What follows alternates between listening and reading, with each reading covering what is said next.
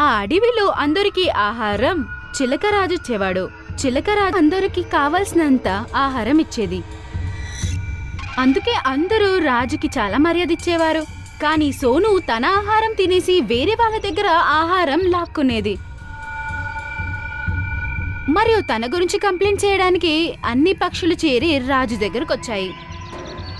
సోను, నాకు నీ మీద చాలా ఫిర్యాదులు అందాయి.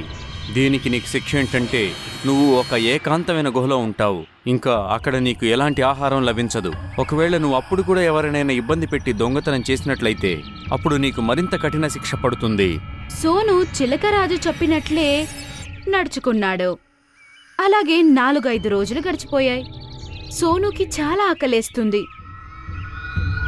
తను మెల్లగా ఎవరికి తెలియకుండా ఆహారం కోసం వెళ్ళిపోతాడు. కానీ చిలుకరాజుకు ఆ విషయం తెలియకూడదు.